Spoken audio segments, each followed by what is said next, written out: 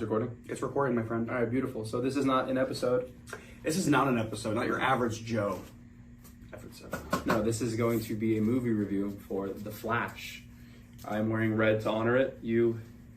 Fun fact, I think I wore this to the premiere, so. Oh, cool. That's how that works. Got a little bit of memorabilia from both ends. The Flash movie, man. Wow. A lot to tackle, a lot to talk about. And Well, you're right about the halls. I shouldn't have ate a halls before drinking that black. no, that wasn't. Sorry, but yeah, no, we have a lot to talk about today. A lot of mixed reviews, I guess you can say. A lot of mixed reviews going in. Just to preface this to go into it, the amount of people who talked about this movie before us seeing it said this was the best superhero movie of all time. I don't like being lied to. Yeah. Number one. So I think we should just go into what we heard previously before going in. I'll put up quotes too. Tom Cruise said it was one of the best movies he's ever seen in his life. And he contacted Andy, the director, to say how much he liked it and praised it, basically. I think Stephen King said it was an immaculate movie as well. They're getting paid off now. They have to be getting paid sometimes. This is why I knew, before even seeing this movie, that Tom Cruise, this was all part of a publicity stunt. Ready? Yeah. Tom Cruise wasn't even in the movie. And yet he's saying it's the best movie he's ever seen of all time after all he's done. No offense to Tom Cruise, but, you know, if I was Tom Cruise, doing all that he does in his action films, Mission Impossible, you know, you're telling me that The Flash was the best movie he's ever seen? No. That's actually a really good point. And we'll get into the way it looks too, because that was a big topic too of the way the movie looks. So I think that we should break it up into Act 1, Act 2, Act 3, and then we could just dive into all of it. So clearly spoilers. Spoiler review. And if you haven't watched The Flash yet, if you want to save your money and save time, you could this video first. Yeah, because we're going to go pretty in-depth of everything there, too. So the story starts off with... I really did like that scene with Affleck being back as well. So there's a scene of him calling Barry, because Barry's online to get, like, food or something like that. Because I like that one aspect of the movie, too, because they show that he has this, like, watch that tracks his calories.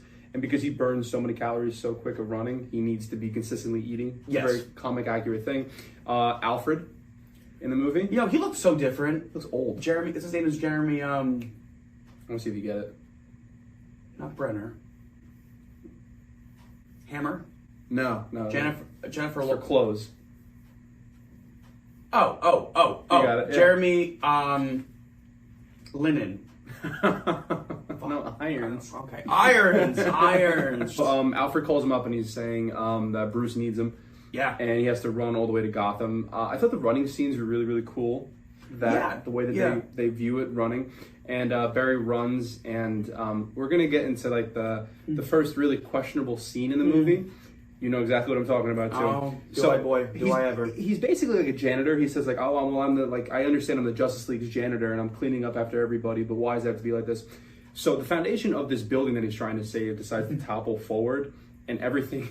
You said something too in the movie theater where it reminded you of the scene in Spider-Man 3 with Gwen Stacy. Almost identical. Yes. Where it instantly took me back to that moment where, like, what's that thing in my shot? And it's just like a slow, like, silence. You see the building fall forward and everything. And there's it's a meme right now too because people have seen this movie and everything. The Flash has to save this maternity ward of all babies, which is really ironic. So Flash runs up there and he's basically in supersonic speed. Everything's in slow motion and everything. He puts a baby in a microwave and tries to make sure they don't fall. And he throws them all on a gurney and saves the lady. And she's like screaming and everything. And then he takes the baby out of the microwave. Yeah. So I guess like he put the baby in the microwave. That obviously wasn't on. It was falling because the thing with Flash is that, you know, he can... In slow motion, it's happening in like a nanosecond, but like in slow motion, you're seeing everything that he's doing in that nanosecond. Yeah. So the scene where he like literally, there's a bunch of, before the babies actually fall off, like in abyss almost, okay? You're thinking to yourself, oh, Flash is gonna get up there, no problem. But basically, Alfred sends him down below to pick up the wires before it could touch the... he did that too, yeah. So he's down there doing that. Then you're seeing like this, you know, point B of a plot. All these babies start to just fly down, and then they all literally start falling off the building. Like they start falling out of the building, and me and Nick are just like, "Oh my god, they're okay." The entire audience too was like, "What are we watching?" And like, Justin, the CG. Oh, do you know what somebody compared it to? You ever see that sequel to The Mask? But it was Yeah, Son of Son the of the Mask Mask. Yeah, with Jamie Kennedy. with Yeah. the baby dancing. Yeah. That's what it looks like. Oh no. Okay, that's accurate. Honestly, I would say that maybe that, I know what you're talking about, what scene you're talking about. You know exactly, yeah. I think it's actually a little bit more better than what we got in the In the Flash? in the Flash. You really think? Or it's equivalent. Well, before we But- go into the more acts and everything, the director of this movie did come out and he said that the CGI is supposed to be bad. Yeah. Awful way. Awful Yeah. way to That's do equivalent that. to someone No. saying, "Oh yeah, like the actual cut of this movie, it's so, but my cut when you see it in 6 months from now, it'll be a little bit like more a fleshed cop-out. out." Yes, it's copping out because Yeah. you're acknowledging something like, "Oh yeah, like it's supposed to be that way." Mm-hmm. Like you could, it's supposed to be that. We know we're acknowledging it. No, As far as the movie. everything, How much was the movie made for? I think we're a little over $200 million. We could talk about Ben Affleck Ah yes, because I really did like that scene with the chasing and everything. We'll get to the end of the scene where we could talk about something that like kind of felt reminiscent of something So- that good. the way that I view Ben Affleck in this movie, and I understand now after watching the full length of the time that he was in it. Unfortunately, if you're a Ben Affleck fan, he's in it for like 10 minutes. The 10-minute performance that he gave as Batman was more that we've seen on screen of his Batman doing stuff that he provided the most. Him doing the chasing, I like the relationship between him and Flash. It's almost Yeah. like having a Robin again from his perspective. Yes, I was just gonna. Yes, It's really yeah. nice. He views him as a son almost. So it's really nice to see that dynamic going. He clearly made that new suit for him too. It's inside the ring too that comes out. It's really cool. Very surprised cameo, which me and Justin knew because we watched the interview with somebody, Ben Affleck, who said this at least a year ago now. The chase is happening. Batman is trying to stop these thugs with this one virus, and they topple over off of a bridge. He doesn't want the virus to get into the water. And then all of a sudden, you see that lasso swing down, grab around their And the hands. score starts playing. And I'm just like, the whole interaction between. Listen, You could and say I it, said this 'cause you're I- right, you're okay. right. After like watching the scene again on YouTube after we saw it the first time, immediately when I saw that scene, okay, I felt immediately Joss Whedon Justice League vibes. You have a very good vibe Okay. because that scene actually happens in that Justice League Yes, movie. It was Aquaman. He sits where on he gets the a little lasso. like, you know. So basically, in this sequence, you know, Batman goes through a whole chase scene. Batfleck is chasing after these villains, just whoever, basically what Nick said, who have a bomb. No, not a bomb. It's a virus. virus that Can't get in the deadly water. virus. Yeah. Probably COVID. Now, yeah. So, as Affleck is dangling down, you know, like you said, Wonder Woman comes in, swoops in, whatever. It's like the interaction, right? And then Flash finally gets there. It's the three of them, right? And it's just like Wonder Woman's like, "How are you doing?" You know, kind of She has just no like, lines. she's in it for I want to say 15 seconds. You don't even. Oh, you see her fly away. I'm sorry. You do see her fly Yeah. away, but like you don't really know anything about them. You're right about the interaction. Ben Affleck's suit. Yeah, it wasn't the best What did suit. they do to him? I like the blue. You see the blue on his hand. I've been saying that. navy blue? I like the idea that finally we got a blue cowl. Okay, like the original back in the day. You know, In a lot of comics, he does see that tint of blue on himself, Yeah. like in the Hush storyline and everything. I do like that. I think it's a really cool one. If they do Brave and the Bold in the future, I hope we see like a version of that. So I that agree. would be really cool. As far as that is, so the entire Act 1 is basically him solidified into the Justice League. We even see a Superman cameo too. yes, That was another thing. Henry Cavill. The back of his head. Why do they hate him so much? They could have never used him at all and just You said, need to "Oh do yeah, that. Superman's fighting off." They didn't have to go through that, but it was like I feel like it was kind of like a jab to Henry Cavill in a Why do way. they hate him? Why? Poor thing. It really is. So the entire Act 1, after the fight scene and after the chases and everything, you see Barry at his job. He's always clearly late to his job. That's the whole character of the Flash, and you know even in the Flash TV show and everything, he's the fastest man alive, but he's consistently late. Yep. You see a few of his friends. You see the interactions between them, and then you meet Iris. So Iris is introduced. So there's a little funny tidbit. I know we discussed this prior, but I don't know if anybody else caught this. So, So when they first meet, right, in this movie, we know what you're gonna say. Yeah. Iris says to him, "Oh, I feel like we've met like a few years ago, like briefly." Now, here's where we break it down for you. In Joss Whedon's Justice League in 2017, okay, they cut out Iris West completely. Okay? Zack Snyder's Justice League, this is Iris West, he saves Iris West for that brief moment that she is describing. Yep. So which indicates that the events of Zack Snyder's Justice League in this movie is somewhat canon because Iris West hints at their interaction they had in his cut. Until we tackle another thing. Yeah, So which then it kind of becomes a little weird because we'll get into it a little bit later. You don't know what's canon and what's really not canon. You don't when it comes to at the all. first Justice League movie. You don't even know if they're going off of the first 2017 Justice League movie or what we all call the real Justice League movie, Zack Snyder's Justice League, because that's the one that we view as, well, the better one for sure, and just the one that we want to make canon for sure. Yeah. We see this scene of Barry interacting with his father because Bruce Wayne has technology that he can hack into the prison or something, and he can talk on the phone with his dad. Yeah. There's really beautiful moments with that. And then you get to see him speak on the phone with his dad, and then he travels to his old familyhood home, and he looks outside and he like has visions of his mom and everything. And then I believe it's a discussion between him and his dad saying that like you can't go back in time and change anything. And then he tries to run super, super fast. And I like the entire concept of when he runs really, really fast.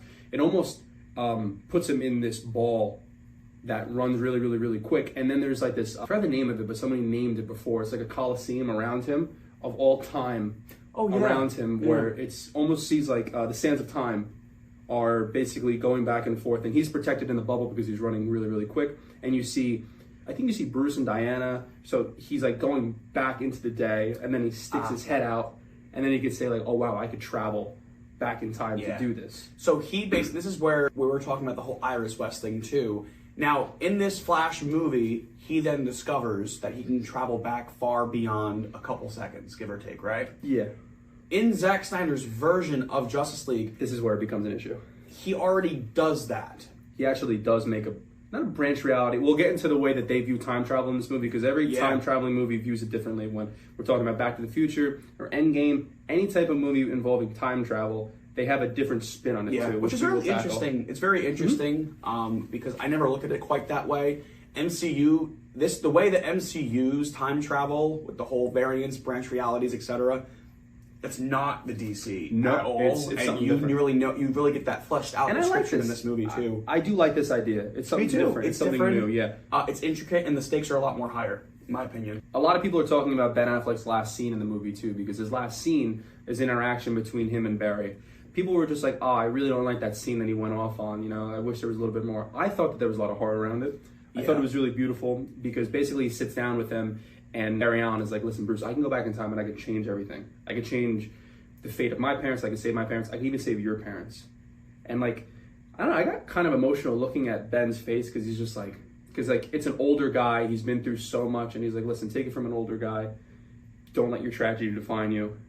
Don't be me. And then he's like, but like, I idolize you. You're Batman. Like, you became something cool. And then he's like, but I'm alone. Isn't that beautiful? It is beautiful because I feel like finally Ben Affleck's final performance as Batman, I can now understand when he met in the press and he said, I really finally, even though it's funny because it's his last time playing him, I finally learned how to play the character of Bruce and Batman correct this time, like my own way of doing it. And then he's like, oh, do you want to get something to eat? And he's like, maybe another time. And then you never see him again. It's so sad, honestly. It's like, extremely sad. It is. Because, really panned off to be this, like, you could tell it was like the final moment. It was really, really nice. And then, clearly he doesn't listen to Bruce's advice saying, don't do that because it's irresponsible and you shouldn't change things that shouldn't be. Big theme in this movie is spaghetti and pasta. Yeah, and it's so funny. There was a moment where Nick and I were watching the movie and we're like, oh, was his mom Italian? Because you think... And then I starts playing like Spanish music, and I'm like, that's not Italian. She's not. I don't understand why the pasta. And then later on in the movie, we'll get to a more descriptive part of it. But when he goes and visits Micheal Keaton's Batman, he's cooking pasta, and I'm like, what's with pasta? Weird. And then once we describe the timelines and everything, it's like spaghetti too. It's a really, really weird thing, honestly. Yeah. So the metaphor was the spaghetti being the infinite timelines, I guess you could say. Very much like that. So he decides to travel back in time, and he said, well, actually, he had the idea, speaking to Iris, because he was like, if I can go back in time and not interact with anybody at all, and just, the whole point of his mom basically getting murdered was, the dad had to run out and go get tomato sauce because she was out of it and she was making Sunday dinner. Again, such an Italian thing. It's weird. I don't Doesn't get make it. sense. But it kind of works. But runs out and goes and gets it and grabs the sauce, comes back, gets home. Mom is murdered. Yes. And nobody knows exactly what that is. That's a big gray area in the movie too, because in the comics it was Reverse Flash. Barry's like, as long as I don't interact with anybody, I don't mess anything up, and I just find my mom at the grocery store and I grab the tomato sauce, put it in there, there's no reason for my dad to run out and go get it, and she won't be alone and she won't die. So he runs back in time and does that. He's supposed to go back, I guess it was 18 years. Yeah. So he goes back in that span of time. He takes the tomato sauce, puts it in there, and then he's running back. He's running back and back and back and back, and all of a sudden that dark flash throws him out of the time sphere, and then he's stuck in 2013. Yes, the day that he gets his powers, which is it's a pretty interesting take. So I hear a lot of different things on this perspective too, and we can kind of go on the chemistry of Barry and Barry. So to avoid, I guess, confusion. Yes, we'll do. Do you want to call one Flash and then the other Barry? Yes. So Flash is our Flash, which is basically from the present timeline that the movie starts out with. The mid. Well, actually, he's almost 30. Actually, so he's like 28 or something. Yes. So something like and that. Yeah. Barry is the version of himself that he meets. Yeah. If his mom would have survived the events that put his dad away, basically. Yes, That's that timeline. I'll dive into the chemistry between the two of them. I'm going to say this. The reason they did that is because they had so many people saying that the Flash is annoying from Justice League and all of his cameos and anything to do with that. They're like, he's immature, he's annoying. So how do you fix all that? You get a more annoying version of him to bounce off of each other. That, yeah. And you know what's really crazy too, but I also picked up on was throughout this movie, throughout the chemistry that was building between like the first scene they share together, well, really themselves, but you know what I mean, all the way to the very ending of the movie, you really see him have a lot of Ben Affleck qualities that they shared in the very beginning of the movie. I like that. Together. That's actually very smart. And you can tell. That's good. Because he references Affleck a lot. He's like, well, you know, for example, when they both meet Micheal Keaton, which we'll get into a little bit later on, he's like, well, you're like my best friend. You're like my best friend in my universe. Yeah, you know, nice, and it was so nice to see like he references Affleck a lot. It's really nice to see that he picks a lot of qualities from Bruce, and he realizes like, wow, I was annoying.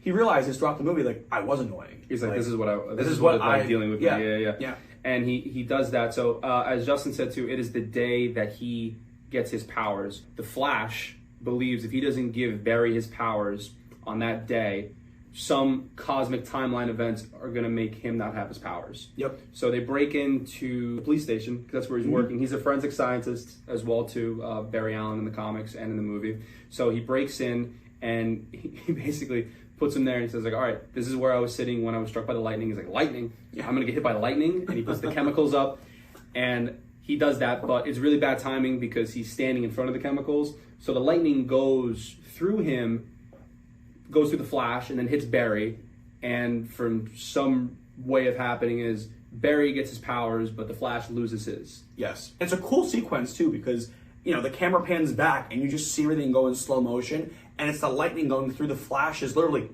his chest cavity into Barry, and then afterwards he loses. I think what happened was maybe the lightning transferred from Barry from the Flash to Barry. Maybe that's it. Yeah.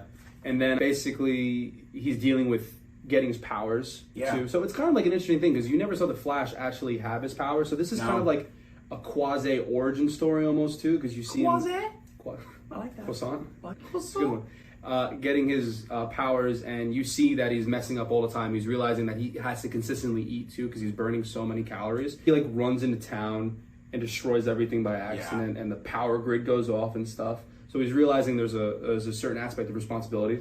I like powers. Too. Also, I really like the ability for him to move through things. Right. So he even says in this movie when the Flash is kind of teaching Barry, now that you have powers and I don't, here's what you have to do in order to not burn out and like kill yourself basically. There's a scene where Barry's like, oh my God, like I want to feel what it's like to go through walls. And he goes, no, I didn't get that ability until years later of me having my powers. But this Barry Allen character, he gets those powers right off the bat. Another big thing that's happening around the same time is that a certain General Zod, is going down on the planet too. And another thing that the Flash is finding out around this time is too, there's absolutely no other metahumans out there in the world too. He's like Googling them. He's like Aquaman. It's really funny. It was really cool. It's he was really funny. Googling Aquaman in this one scene because basically Barry takes the Flash back to his apartment, and basically his apartment roommates are the people who he's friends with, that he works with, his coworkers in his other world. Yep. So he goes there, and basically like he's looking at all these different names. And he goes, Wonder Woman. Okay, it doesn't exist. Then he finds Arthur Curry, and it's basically Arthur's father from the Aquaman movie, Jango Fett.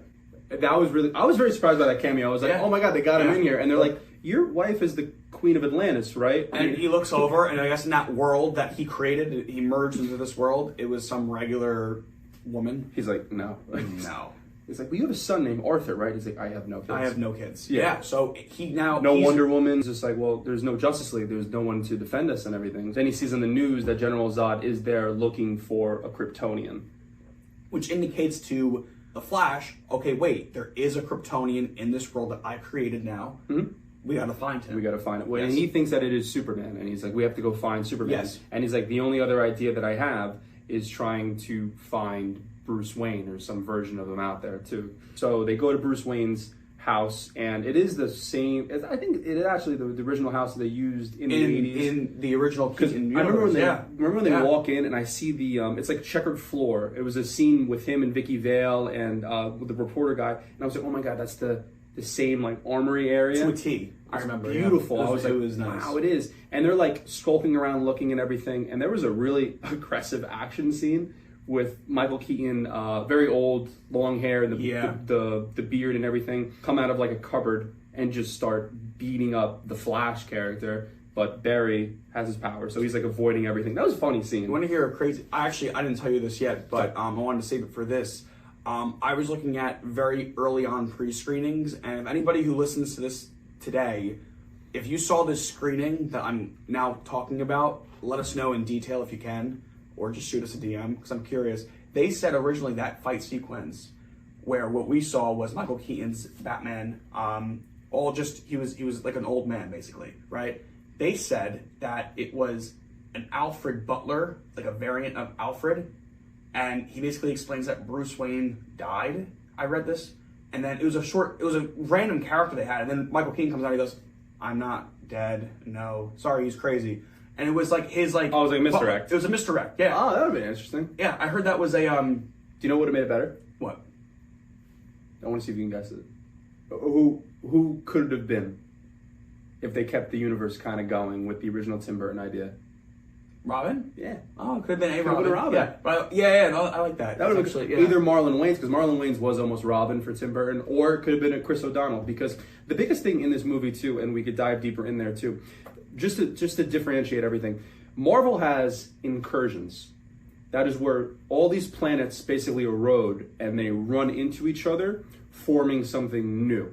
DC has something different called conversions, where similar things are happening, where the way that Micheal Keaton describes the timeline is when they sit down afterwards, after the fight scene and everything. This is why spaghetti is so big in there. He's saying that the Marvel universe in Endgame, where time is all branches, basically. Yes. Theirs are not like that. So if you go back in time and change something, your future is changed, yes, but also the past is completely distorted and changed as well, causing a bunch of different things from different multiverses all to mash into each other. Hence why, we'll get into Supergirl, that's why Supergirl is in this movie, and Micheal Keaton's Batman. So that's why these things are basically all roding together and running into each other, is because that's the way that they view convergence in the DC universe. It's pretty neat too, because it makes, like I said a little bit earlier, it makes the stakes quite higher. This movie, which we'll get into now, is the infinite ends. Basically, yeah. Which is pretty neat. And when we wrap up at the end too, because this is where I think the first act really does end, and now the second act is... Now we're going into Act 2. Yeah, it's basically him with Micheal Keaton and everything, trying to convey to him that he needs his help. That starts to happen, but Micheal Keaton's basically like, you don't need me and everything, and that's when you touched on before. He's like, well, no, we need a Batman. Batman is our strategist. He's our leader, basically. Like we need him. And he's like, I'm gonna pass, basically. Yeah. And then he decides to go into the sewer hole where the Batcave is. I think this is my favorite Batcave ever because it looks like the animated series one. Yeah. It is beautiful. It's a little bit different than his original one. It's like an actual cave. It's a real cave. Actual cave. You see his bat plane like descending down. It's beautiful, and you see his car on the one pillar, and then you see his bat computer on the side, and then you see the army of suits that he walks into. Beautiful scene too. Which indicates too that there was so much more that happened off screen in between all 4 Batman movies. He's got like a scuba suit. He's got the and again that beautiful suit of it's like gray, and you have the emblem of the bat, and it's the blue costume with the big ears. Yep, that's a beautiful suit. I'd love to see that live action and him in it. But eventually he basically has a kind of a heart to heart, but over like him spying on him basically, and he's like, listen, like I know my Bruce lost his parents, and we kind of connected on that on a basis too, because I did lose my parents both in one day basically. My dad was sent to prison and my mom was murdered. And it kind of like tugs at his heart. There's a nice scene when he sees a mural of his parents and he touches it. And then he opens up the freaking. Then it's everything. Then he changes his mind. He's like, you know what? I'm going to help out. And all right, we'll get this Superman, and then you're on your own basically. So then they get in the bat jet and they go to Russia. And again, the big thing to remember during this entire scene is the Flash has no powers. Barry is wearing his suit. Basically, because Barry, now that he has the powers, the Flash basically gives him the suit that he would be wearing, saying like, you're gonna frizz up, you got to make sure that it's guidance. Being that he has no powers at this point in time in the film, and he's guiding still young Barry to take on those powers, while Batman now is in the picture guiding them. It's like now he's just basically the voice. He's like basically the Oracle to Barry. Kind of, basically. So they're in Russia. They're breaking in because they think they can find Clark. Basically, they think they can find Kal-El because he hacked into the back computers and found out that there was something that did land about 30 years ago somewhere, and the government took it immediately, which is right after Flashpoint. Yep. Too. That's why they do. But in Flashpoint in the comic book series, it is Kal-El. But in this illustration, they break in and they hack into everything and they find a girl, and that girl is Kara Zor-El, which is basically Superman's cousin. She's sent to kind of like protect him and look after him almost. And also, when Krypton did explode, she was like older than Kal-El, but it took her longer to get to Earth than he did. Yeah, so it's like weird. So that's like her younger cousin, but he's older because he's like in his mid-30s. Right, they aged at different, I guess, time. Yeah, and she's like in her early 20s. It's kind of weird, That's the aspect of it too. But again, they're not just going to leave her there. They take her and run out. There's a pretty cool action scene in the snow outside of her first getting the sun. Yeah, that's really, really cool. Batman, how do you like Batman, Micheal Keaton? I really like the way that he moved in the suit. I feel like, back when 89, whenever that movie came out, the first Batman, it was all practical. There was no really CGI to, but in this movie, it was nice to see him move again in the suit. And yes, it was a lot of this. He is, he's like an aggressive fighter too. It's almost like they looked at Ben Affleck fighting in that warehouse scene in Batman vs Superman, and they copied a lot of that because it's a lot of aggressive hand-to-hand combat and stuff, which is fantastic. He was really, really cool in there. Batman's always cool, no matter what, honestly. Batman is probably one of the coolest things in these movies. And they escape and they go back to the Batcave, get Supergirl the suit. She goes in the sun. They have that entire scene too. And then the Flash goes to Bruce Wayne, Michael Keaton's character, is like, listen, I have to get my powers back. We don't stand a chance if I don't have my powers back, and we have to fight Zod and make sure none of this happens. He gets struck with lightning. Pretty sad scene because he's dying. Yeah, he gets after the he first doesn't time. In this version of what he's trying to do to replicate what he originally got done to him. It holds a very, very there's wear and tear on him, not like how it did the first time. Which did happen in Flashpoint too, because the first time they tried to get his powers back, he was zapped, and actually it was way more gruesome too, because he actually goes all on fire. Oh my god! And if you ever look at the comic, he looks like Deadpool almost. He gets third-degree burns all over his body. Imagine you're trying to regain and store your powers back, and you go on fire, and all of a sudden when you do it the way that you did it the first time, you just go on fire and everything just Oh basically what happens. And then he tries again because he's like, listen, I have nothing else to lose. So he tries it again, and then it happens. And the Flash does heal very quickly. Then he's a lot better. So that's what happens. So Supergirl sees this happening, and she picks up the Flash, and she brings him all the way by the lightning. He gets struck by lightning, comes down, he has his powers again. Yeah. It's pretty neat though, because what I do like about Supergirl's interaction is that she didn't have to do that because she had no idea who these people were rescuing her. Okay, and then a little bit later on, after he gets his powers back, the Flash gets his powers back.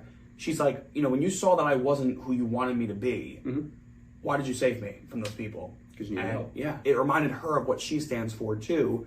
Only thing I wish they touched on a little bit more is that was she Supergirl in that universe until she got? Where did the suit come into play? Like, so this was an amalgamation of a few different ones. Her design is strictly from this one Injustice comic book series where Clark basically is in a dreamland in the comics and pretends like he has a life. If you look up a comic book series and you look at the character, the way that she looks and is drawn, it looks identical to this. But that's Clark's daughter from Lois, basically, and her name is like Laura something. Laura. You saw the post. I saw a little bit of it. Yeah. Okay, I get it because I was kind of confused. Maybe I missed it while watching it. So we've only seen it for one time now. Yeah. We'll probably watch it a couple more times to get a little bit more. We're retaining a lot of it though. Honestly, yeah, we're kind of doing beat for beat right now. We are. I was kind of confused when she basically put the suit on and she had the suit already with her. I'm like, oh, did she like crash land with that suit? Kind of. Okay. Yeah, because I guess Clark did have that suit, but it was in storage for a while, so I guess it's kind of the same thing. They found it. It is kind of like, because when they're taking her out of prison, they literally find it right in the side. And they're like, okay, like they let I don't know. It's kind of lazy. Yeah, it was kind of lazy in my opinion too. And then she even asked, it was kind of like a quiz question when they were talking about this moment. She was kind of just like, what does this S mean? And he's like, Supergirl? Barry's he's a funny, he's just kind of like, and then it's like a cat. It's like literally like a cat. He's like a cat every 2 seconds. And then the Flash is like, hope, basically. Stands for hope. So it's basically like, okay, well, she understands that, like, okay, whatever you're telling me about your Superman, etc., your universe, this is all real, and we have to kind of work together to fight Zod. So that was like a defined moment in the movie where they all kind of come together and they go after Zod together. Yep, and then Barry has to make his own suit because he gives his suit back to the Flash. Yes. And that's which is cool. why, you know what's so crazy? While leading up to that moment, I didn't think I completely forgot about when they first started to promote that they were filming the Flash movie. The first, I think, promotional photo they used was the Batman Micheal Keaton suit with the spray painted on Flash symbol. And me and Nick were kind of just like, I remember that. Well, people were pissed too. They're like, what is this? They're like, what is this? Why is this? There's a really funny scene where like he tries to look over to the Flash and he can't move his neck. And you see the mask move, and then he just rips the side of it off. Yeah. It's really funny, like, because you have to make fun of, like, he couldn't move his head in the 80s Batman, so they did that scene. Yeah. So they're basically all ready to go fight General Zod. General Zod is barely in this movie, really. Michael Shannon has talked about this, too, and he's like, I really didn't want to do it. Didn't he film for, like, a week or two? Like, he wasn't even on set for that long of this movie. I'm sorry, he said it wasn't fulfilling as an actor. That's what he said. I was like, well, yeah, I guess. He also repeated a lot of the same dialogue for Man of Steel. Like, it was We've come for you. It was really all the same until the ending where they obviously face off with Zod. That was all new dialogue because they're new characters. But a lot of it was, like, his introduction. That was all from Man of Steel. Yep, yeah. And a lot of them come back to the... I'm blanking on the warrior girl that was with Zod too. I think her name is Flora. Oh yeah, she was in it too. She was in it. Didn't speak at all, but she was in it. Didn't have one piece of dialogue, but it was continuity. It was nice to see. It was nice. That. So they all battle again. They're in the middle of like some desert. I guess that's where one of the first battles were in the Man of Steel. They're all going toe to toe and they're all fighting and everything. The big difference is in this too. Kal-El was actually killed by Zod when he was a baby, and apparently the Codex, which was in Man of Steel, which thing that could like rebuild Krypton, was never in Kal-El. It's actually in Kara. So it's like a little, I don't know if you picked up on that. I did. No, I did. When Zod told Supergirl this, he was like, we killed her. We killed the baby, Kal-El, because he just felt like it, honestly. Yeah. Like, it was just like, well, he didn't have the Codex, but like, I'm still going to kill him. Yeah. They all go into battle, and they're all doing their own things. The Barrys together are good. I do like that dynamic between the two of them. You know what's crazy? I really forgot throughout the movie that they were the same the same actor playing dual roles. I can understand what people were saying when they were seeing early screenings of it, saying, you know, Ezra Miller makes you really forget about what's going on in reality right now with him. That's correct, yeah. Because his performance with himself, like, you know, it was really solid to me. I liked it. The Barry characters were really, really good together. Them flowing off of each other was great. Batman in the scene. So I guess we can go into Act 3 now. I guess we're going to Act 3. I guess, yeah. So Act 3 is going to be, so prefacing this, we have a Flash that knows loss. He did not have a privileged life. He had a very tough life, and he understands basically in this scene that we talk about in, you know, the third act and everything, that you have to let things go. Yeah. I think it's a beautiful message and everything. But we also have a younger version of him who has had a privileged life. He had his parents his entire life, taking care of him, doing all this stuff. I think even paying for that apartment he lived in. Yeah. Like a very privileged person. So, you know, all that stuff happening too. So him trying to let go of something and just let something die, it's probably not in his head because he's had everything.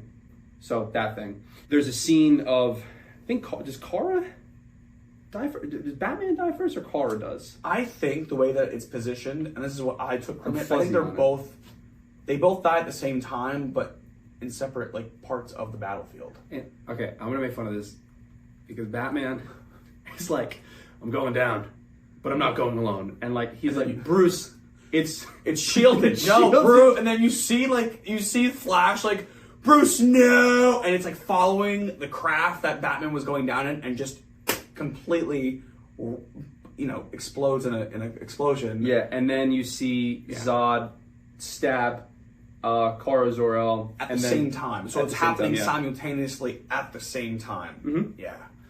So and then the two Barrys are like, oh no, we got to go back and fix this, and they do that, and they try it again, and it's like, no, Bruce, don't do what you did last time. Basically, it's like, what? It's like, no, don't slam into it. It's protected. He's like, copy, and then he turns around, and then he's able to survive for that split second now, and they try to help out Kara and everything. Yeah.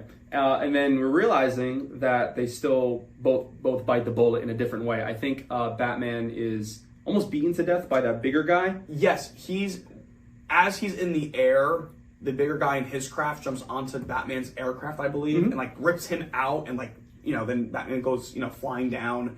And then like they're fighting on the battlefield, and I think he like really gives it to Batman, and he dies, I guess, of internal injuries. Mm-hmm. Yeah. You see him die that way, and he dies in the Flash's arms, and then you see Kara die similar way, get stabbed and everything, impaled through the chest, and they keep going back in time to try to fix it and then everything. The Flash comes to realization of circling back to the original conversation he had with Micheal Keaton's Bruce Wayne when they first met Bruce Wayne in the mansion, talking about the noodles and there could be a bunch of different branches of reality, but there are things called indefinite ends, where you can go back how many times in the past and change and rearrange things, but someone's, you know, they were meant to die in that moment. It's going to happen. There's no way of changing it, which is pretty neat. So now he's realizing, as he's going back in time to the flat, you know, with Barry, because Barry's just like, come on, we got to keep going back and back. I thought that was so sad. I know. Because you see him. It's almost like watching like an older version of yourself try to like pick themselves up after something bad happens, but you're just like, dude, like, don't even do it. You're young, you don't understand yet. Like, don't do this. And you just keep saying, come on. And then you see the Barry Allen character, the younger version of him, really try to get combative. He's like, what are you saying? Like, we have powers. We have the power to go back in time. Yeah. And it's really crazy because I think you even touched on this too. Imagine having the power to go back in time to fix things, but no matter, even that's not enough to bring back what you need. Unfortunately, it's not. Yeah. And then, I don't even think we would call this a villain, but Dark Flash comes out, who you don't see his face at first. It almost looks like there's like tar all around his body almost, but there's a lightning bolt here, and it looks like tar is eating him. Yes. And he's like screaming at him, and then he captures the Flash, and then he's like, oh, well, my name's the Flash, like, what's yours and everything, and then they tussle a little bit, and then you see it crack off a little bit. And he's finding him, and he like rips off a piece of his the tar-looking substance. Yes. And it's Barry, and he's like, oh my god, really old version. He was like, of Barry. you're me. Yeah. And then he explains basically that correct me if I'm wrong, this part's you gotta really listen to what's being said here, because it's not like another version of Barry. It is technically it is. It's an older version of the younger version of Barry. So it's Barry, our present day Flash, the Barry who, you know, got zapped with these powers early on in the film, and the Flash lost his. He's now coping with reality of like, no, like, you know, we got to go back in time and keep going back. And our Flash is like, we have to accept the loss. That Barry turns into the dark looking, we're gonna call him Dark Flash. Yeah, like I you said. guess the way to describe him too is that he basically is a living paradox. Yes. Because he was the thing that threw out the Flash in the first beginning of the movie too. And then he explains that I had to do that for me to exist. So Yes. that's what we call a living paradox. If like his whole sole purpose was to cause that first chain of events to happen so he could exist. And now he's basically, he has no tether to reality. Yep. Neither one of them really do. So that's why he's saying I'm basically a living paradox. And it is, I got emotional too, because when he was like, come on, get up. Like he kind of said, he was just like, come on, let's try again. The older version of him. And it's like, oh, it's so like sad. He's just like, he's not letting go. Yep. He still wants to try and try and try. I'm like, oh, this is so sad. That one scene got me too, because I'm like, oh, you see like an older version of him. He's like, come on, let's try again. And like, he just refuses to let go, which is really depressing. And then in that moment, the younger version of Barry realizes he has to sacrifice himself, so this version of him doesn't exist. Exactly, which is really, that's where it comes kind of full circle too, where Yes. you start off with this movie basically like with this annoying, privileged Barry Allen who does not know what it's like to work for something because he And has that gets mom under existing, Flash's skin. etc. It's just like, you have everything, and you still complain, and you're so annoying. There's actually a very neat scene too in the Batcave. He keeps the fact that the reason why he did all this in the first place was because his mom died. Yes. And he was trying to reverse those events. He didn't want to tell his younger version of himself, the reason why I'm back here is because, mom's dead. Mm-hmm. The whole movie, he's like tangling with this himself.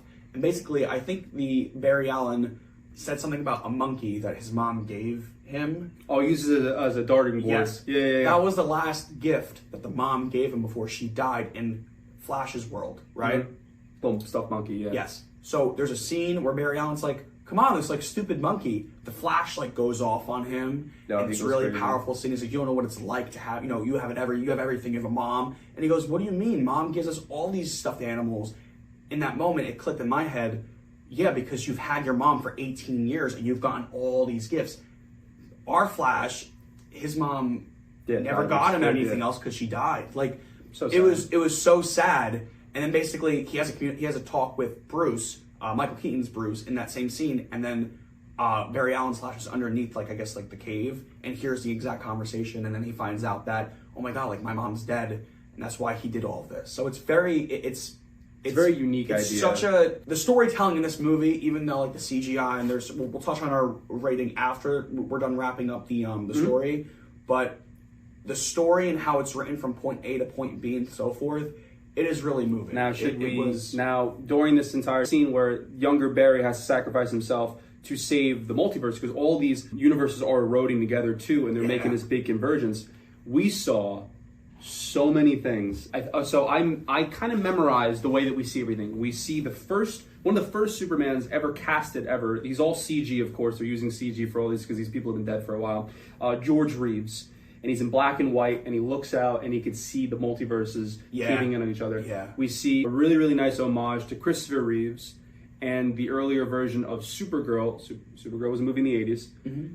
Totally forgettable. And I did look into that. They had the original actress back, and they de-aged her. Wow. So they had that, and he like looks out, and he's like looking at the multiverse, Chris Reeves with her. And then we see a glimpse of Adam West, Batman, and then we see something that we never thought we would ever see. I can't believe that we're sitting here and we can finally say that we live in a world now where it is now officially known that Nicolas Cage is Superman. Somewhere out there, the idea exists, and that idea now it could be its own world. Yes. That's more than enough for me. He doesn't have to ever come back again and do it. And anybody watching this podcast, everyone says, ooh, Nicolas Cage is Superman. I stress everybody to go on YouTube and watch the documentary about Nicolas Cage almost being Superman. The reason he was fighting that giant spider was because that was in one of the drafts for the script. They were going to see him fight a massive spider. Right? Yeah, you watched the documentary, right? Yeah. So you saw it and everything. And you see, and Nicolas Cage doesn't look bad as the character. Honestly, I know he's de-aged and he's all CG. The he looks younger. hair and the suit, even right down to the suit. So people are mad about the long hair. Superman had long hair in the 90s. When he was murdered by Doomsday in the comics in the 90s, he comes back and he has a flowing mane that he has for a long time. Yeah, he had a beard for a bit. And then when he goes back in his classic Superman suit, he doesn't lose the mullet for a few years. And then they cut his hair, clearly when they changed comics around and everything. But for all the drafts, Superman was going to have long hair. Yeah. But that was really, really cool. I don't think any other cameos were missing out during that scene. Was there anything else? I don't think so. There's one other cameo, but we'll talk about that a little bit later. We will. Basically, all this gets resolved, and now that young Barry sacrifices himself because the Dark Flash stabs through him, basically, and by him dying, it means that he didn't exist either. So it then basically they both fade away into the sands of time. That's a cool scene too. It is a very cool scene, but also tying up the worlds that we kind of just talked about with the cameos. Each of those cameos are acknowledging there's a rip in their timeline or in their world, and they're seeing all these events happen. And basically, from the camera pans out, their worlds are now clashing in to the bubble that Flash and all this is breaking down in. All the multiverses. So all the multiverses are breaking down now, and then after the dark Reverse Flash dies, that paradox dies. It then all gets taken out together. So everyone goes back to living in their multiversal world. And then, so now the Flash knows what he has to do. Yes. He has to fix what he did. So now he realizes after all of this, talking about indefinite times, Michael Keaton's Batman dying, Supergirl then dying, it's an endless loop no matter how many times you go back. He then realizes that his mother dying, that was an indefinite end. So there's no changing that. And by him trying to change that, all of the events in this movie broke loose. So now he realizes that he has to come to terms with, now that Dark Flash is gone and the multiversal worlds are back in order, I have to go back and now take out the tomato sauce that I placed there to save my mom, take it out so she has to send my father back to the store so she could die.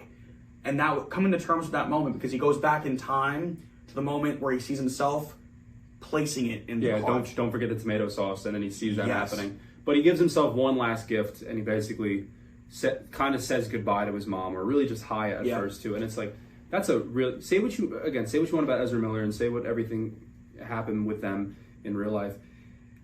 They're acting in that scene so good, because there's a scene where Barry he has sunglasses on, he has a hat on and everything, and he's just talking to her, and he's just like, oh, you're buying cereal, like I like that brand of cereal, I used to eat it all the time as a kid and everything. And then you see like a tear come down, and then she's like, oh, are you okay? And then there's like this one scene, like when he's crying, he shakes almost, and I thought it was just such good acting when he's like, I had to say goodbye to her today, and you see him crying. I was like, and so good. Watching it for that first time, I think this is another thing I want to ask you too. Do you think she knew, like a mother's instinct, like she knew, whether she, it's like a deja vu feeling, like you don't know, but I feel like in that moment, which is why she was like, do you want a hug? I think it's because she subconsciously knew what was happening in that moment. Even if she didn't really know, she kind of knew. No matter how much you become a mature adult, you can never go back in time or change anything. All you can get is hindsight to it. Yeah. But if you could go back, you would probably kick yourself in the ass and say, like, God, I wish I was a better son. I wish I was a better boyfriend or husband and all this type of stuff. That's why this movie is really good at times, despite everything else on there too. So as you were saying with him taking out the tomato sauce and doing all that again, another big topic of the movie too is that his father's trial is going on. Yes. They're trying to uncover footage of, the 20-year-old footage of him. Remember not looking up? He has the hat on, and they're just like, if he looks up, we can spot that he wasn't there at the time she was murdered. So that's another thing that Flash does back in the time. And again, because early on in this movie, going back to what Ben Affleck's Bruce Wayne had said to him, he goes, you can't change anything by you. If someone sees you in the past, it then creates this whole wormhole. So it's a good segue. It's a great segue, because what happens is Flash then goes back into the past to fix all this up. At his father again to look up at something. The father didn't really see him, so it doesn't make an occurrence. So it's kind of like a gray area as far as that goes. So it's a safe area. But it could have caused this one thing we'll talk about very soon to happen. Oh. So his dad is basically found innocent. Yeah, Justin. I have a bone to pick with you. So his father is found innocent, and the trial is happening and everything, and everyone's really, really happy, yada yada. And then he's going outside, and he gets a call from Bruce Wayne. And on the phone. He's like, Bruce, I'm so happy. Yeah. Camera pans down the phone and says Bruce Wayne. It's Bruce Wayne calling him, and then you have. And I know, and listen, I know what Ben Affleck sounds like. I know what he sounds like. Oh yeah. Answers the phone and is like, hey Bear. I'm like, that's not Ben Affleck at first. And then he's just like, oh God, I'm so happy to hear your voice and everything. He's like, oh, don't worry, I'm going to see you in a second. I'm around the corner. And you see him whip around all these because Bruce Wayne is a very famous person in DC. You see all the camera footage, people running up, they're like, Bruce, Bruce, Bruce, Bruce. You see his foot get out. You see the door open, stand up, and then it's George Clooney, a.k.a. Bat Nipples, is back. Can I just say for a second, for the longest time, my co-anchor has kept saying over and over again, I know it's George Clooney. I know it's George Clooney. Wouldn't it be funny if we saw George Clooney? Nick, wouldn't it be funny? Well, you know what, Nick? We're not going to got your wish. You know what? We're not going to see Val Kilmer with a sign because he can't speak. Hello, Barry. No, we're not going to see that, okay? We're going to see George Clooney. Now, here's the thing. Now, a lot of people don't know this, and I think we've explained this probably in earlier episodes. We may have touched on it briefly. Now, to get technical, a lot of people may be saying, like, oh my God, George Clooney, he was Batman. It's a variant of Bruce Wayne. Technically speaking, it's not. It's not. Yeah. Michael Keaton's Batman played Bruce Wayne in 2 movies. The third movie, Batman Forever, with Jim Carrey as the Riddler and Tommy Lee Jones as Two-Face, that is technically still Michael Keaton's Bruce Wayne. They recasted him because of directorial disputes or whatever the case was. Yeah, he wasn't going to come back unless Tim Burton was doing it. Tim Burton was not doing it. Yes, Joel Schumacher. Yes. Yeah. So Val Kilmer then replaced him as Bruce Wayne and Batman. Then, apparently, I don't know if this is 100% accurate to say, but Val Kilmer was basically a diva on set, and he was very hard to work with. They recasted him again with George Clooney. True. Now, keep in mind, the reason why we both know this is because they kept the same Robin, the same Alfred, and really the kind of I want to say the same. You gotta be careful. You gotta be careful with that. Yeah. For Forever, yes. Forever in Batman and Robin, similar vibes. Mm-hmm. But Batman and Batman Returns, not so much. That's a whole different video. That's it is something totally different. It's not Tim Burton's feel. But Justin, and a lot of people don't know this, that is basically the same character. It is the same. Yes. So what I think this could be one of 2 reasons. I think your reason's a lot more valid than my reason, but we're going to get into it about why they threw George Clooney in this at last minute. I think it's because, technically speaking, Michael Keaton's that is Michael Keaton's Bruce Wayne. So in what I feel is that it is technically a different version or variant. I know they don't use the verbiage variant in the DC. That's Marvel talk, but still, it's a different version of. Just like in Loki, they had all these different versions of Loki. It was played by different actors, but he's right. Okay, it could be that's what they're hinting at because it's so meta. Because of obviously we know that it's the same. Yeah, we do know it's the same because it's almost like a wink to the audience too. The reason I think that they did it is I'm just gonna say this one thing about the movie, then we get into the final. We'll go into the post-credit scenes right after this. So I think that this is going to be the end of the DC EU. And this was just a little wink to the audience to just be like, oh, remember George Clooney? He used to be Batman and everything. I think that this experiment over, Man of Steel all the way to this movie, I think we're done. It's been a nice 12, 13-year battle. I truly don't think James Gunn is going to, especially with controversy with Ezra Miller, going to pick him up and put him in. Only if this movie makes $1 billion. I stand to say that. Yep. The only way that this is going to get a greenlit sequel is if it surpasses the. We're recording this the 18th. The movie came out the 15th. So much. I don't know if you look at the box office. It is not doing as predicted. No, it's not. And I think they knew. Justin, was the theater empty too when we were in it? Me and Nick got there. It was a 9:45 screening on Thursday. Yeah. And we were like, wow, I'm glad we got our seats.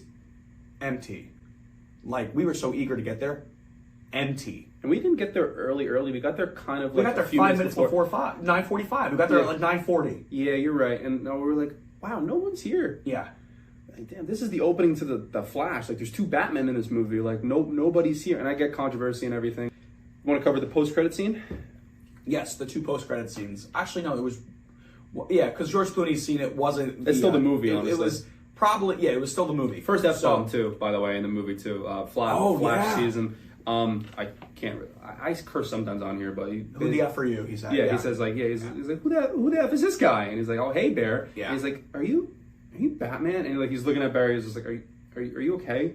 What's your problem and everything? And then he smiles, and then his tooth falls out that he lost in the beginning of the movie, and the movie ends. Remember the post credit? You want to talk about? Yes. So the post credit scene, after we're kind of the whole audience, including myself and Nick, are just like, Nick, well, actually, first off, Nick is just looking at me. He goes, "You son of a bitch." I was like, "You did this. You manifested it with your manifestation weird shit that you do, and you did this." I'm like, okay, first off, I would have never, if I would have bet money on this, a real life bet, I'd be rich. You would, but I wouldn't have, because that would have never came across my mind. With all that's going on in the DCEU ending, the DCU now being launched, I would never thought they would have paid money. Because much more, George Clooney's not an actor you just pull out the side. He's a very known actor. With a full probably beard. cost a lot of money to have him in that movie.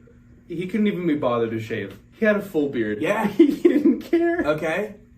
Like, Batman doesn't have a beard. That's why. No, Batman never has a beard. You should have honest. saw his face too in the theater because he's like, I'm like, the money I could have made off this bet. we thought it was going to be something big to set up the DCU going forward and everything, but this gives me more reason to think that this movie, we're done with this universe. Yep. And we're not picking up anything from this movie. So you remember vividly if you want to. Yeah. So basically, it takes place outside of a bar area, and it's Barry Allen, our Flash, our version of Flash, and Aquaman, Jason Momoa, and the whole entire, I want to say, minute scene, not even. It's just Jason Momoa belligerently drunk. He's belligerent. He's drunk. He's talking about the bruises he saw, right? Yes, he's talking about the bruises that they saw in this movie, and it's just Aquaman being like, "You're telling me there's another version of me out there?" And then Ezra Miller goes, "No, actually, you're the same." And basically, he collapses in a puddle of water, and the Flash is just like, I live right here. I live right here. You want to spend the night? It's just him belligerent in a puddle of water, sleeping. So it wasn't what we thought it was going to be. Not something setting up the DCEU going forward, which gives me more evidence and more understanding that we're done with this. He might take some elements because maybe he'll take like Shazam, for example, because not the last movie. Sometimes he's successful and everything. They could take him and move him if they want. Gal Gadot. Maybe, who knows, maybe Aquaman, I don't know, and Flash is really just going to be up to the performance of the movie. The performance of the movie is really, really high in the box office.